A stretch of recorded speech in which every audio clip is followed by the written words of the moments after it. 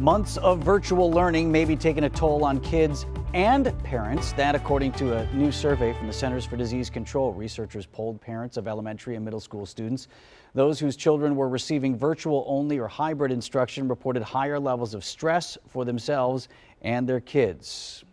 A lot of you could probably identify with that. Getting an adequate amount of sleep each night is important at all ages, but as a parent, it can be difficult to put the kids to bed. Dr. Roxanne Kane is with Children's Wisconsin, and she joins us now to talk a little bit about establishing good sleep habits. Doctor, this is near and dear to my heart. I appreciate it. I once had 3 kids under 3. They're growing up since, but I know how important establishing that bedtime routine is. Let's start with that. Is that the key to establishing long-term good sleep habits? It really is. That structure to the bedtime routine is so crucial. It really helps us to wind down at the end of the day, and it really affects the quality of our sleep.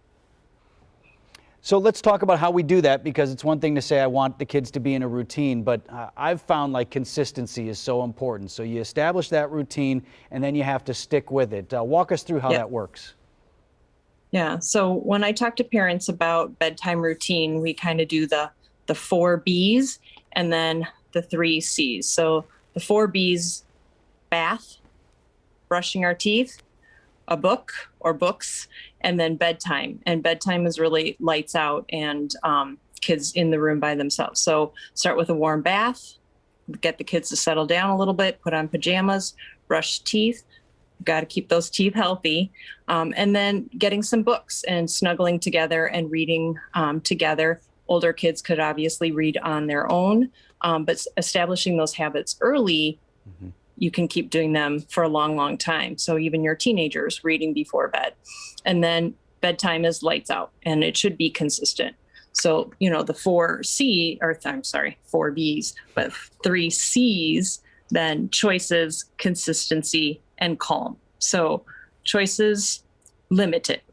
Can they pick their book? Can they pick their favorite teddy bear to snuggle? That helps a lot.